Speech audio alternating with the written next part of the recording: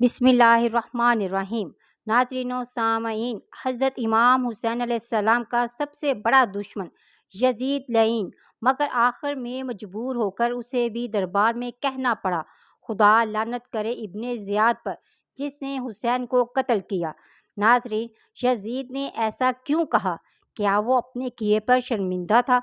इसने कब तक असीरे करबला को कैदी रखा? इसने अहले हरम को क्यों आज़ाद किया? ये सब जानेंगे आप आज की इस वीडियो में, लिहाजा वीडियो को आखिर तक ज़रूर देखेगा।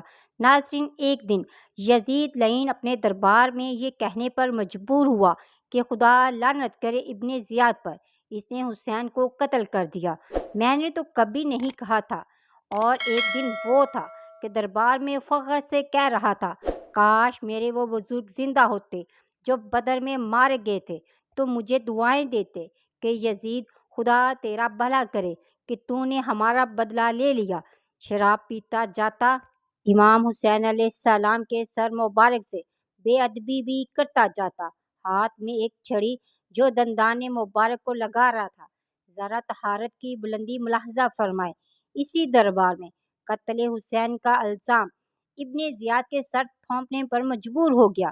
कौन पूछता उससे कि अगर तूने कत्ल नहीं करवाया तो इन सैयदजादियों को कैद किसने किया?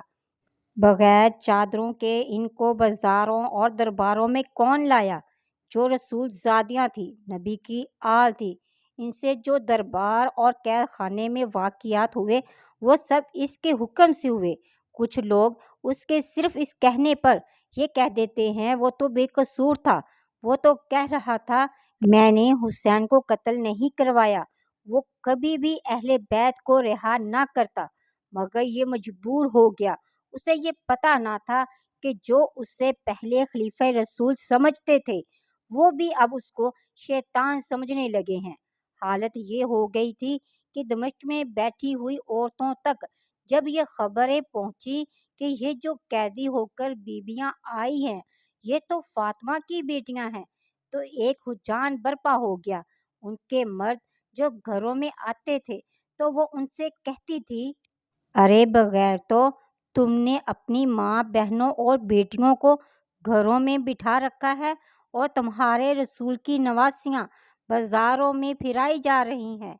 यजीद को ये खबरें पहुंची कि अब तो एक इनकलाब अजीम बर्पा होने वाला है। तब उसने इन असीरों की रिहाई का हुक्म दिया और इस वक्त क्योंकि वक्त की ज़रूरत पड़ गई थी, वो समझ रहा था कि दुनिया मजलूम की तरफदार बन गई है, इसलिए इसको ये कहना पड़ा कि मैंने तो कुछ नहीं किया, कत्ले हुसैन तो इब्ने ज़ियाद ने किया है। ये बीवियां जो कैद हो गई थी, मालूम नहीं इनके सीने में कौन सा दिल था। हर इम्तिहान पर शुक्र खुदा अदा करती रही, यहाँ तक कि जनाब ज़ैनब सलामुल्लाह के मुतालिक तो ये है कि कैद खाने में भी कोई रात नमाज कज़ा नहीं हुई। नाजरीन, तारीख में है कि ये बीबियां जब शाम से करबला वापस जाती हैं तो तकरीबन 14 महीने गुजर चुके होते हैं। मुहर्रम की 11 तारीख को करबला से गई, 20 सफ़र को वापस पहुंची हैं। एक साल वो तकरीबन 14 महीने में ये कैद से रिहा होकर आई हैं। कैद में जो कुछ तकालीफ उठाई उसके अलावा थी, मालूम नहीं कौन सा दिल था। किसी बीवी की जुबान से कभी ये ना निकला कि हम कब आज़ाद होंगी, हमें कब रिहा किया जाएगा।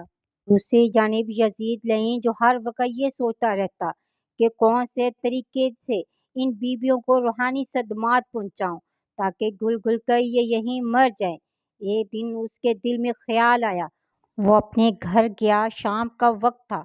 उसने अपनी बीवी से कहा, देखो सुबह को तुम शाहाना लिबास पहनना और कनीज़ों को भी फाखरा लिबास पहनाना।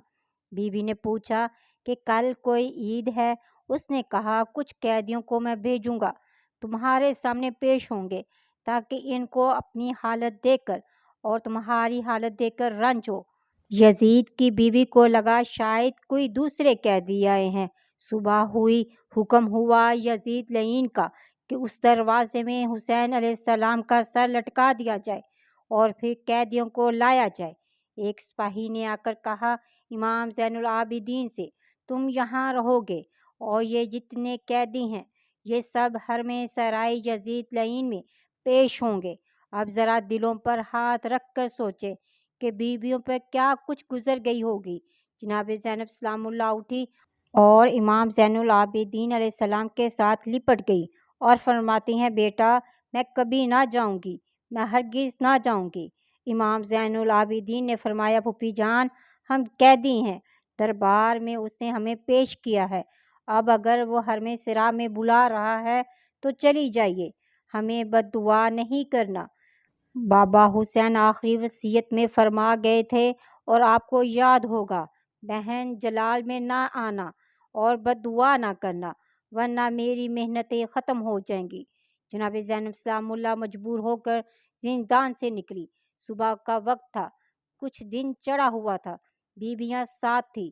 جناب زینب سلام اللہ کو سب نے اپنے حالے میں لے رکھا تھا۔ یہ قیدی جا رہے ہیں، مگر کس عالم میں جا رہے ہیں؟ قدم لڑکھڑا رہے تھے۔ قدرت نے دوسرا انتظام کیا۔ اس وقت یزید لعین کی بیوی ہند سو رہی تھی۔ ایک مرتبہ خواب میں دیکھا کہ ایک کنیز دوڑتی ہوئی آ رہی ہے کہ راستے سے ہٹ جاؤ، محمد مصطفیٰ صلی اللہ علیہ وآلہ وسلم کی بیٹی فاطمہ الزہرا تشریف لا رہی ہیں۔ اب جو خواب میں دیکھتی ہے کہ چند بیویاں ہیں جو اپنے منہ پر تماچے مارتی ہوئی آ رہی ہیں، وہ حسینہ و مظلومہ کا گریہ کر رہی ہیں۔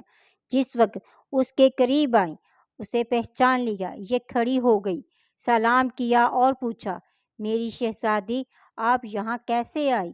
تو فرماتی ہیں، میں تیرے پاس نہیں آئی، میری زینب آئی ہے، میں اس کے لیے یہاں آئی ہوں۔ الا لعنۃ اللہ علی القوم الکاذبین۔ ناظرین ویڈیو اچھی لگی تو لائک اور شیئر ضرور کریں۔ ملتے ہیں نیکسٹ ویڈیو میں، فی امان اللہ۔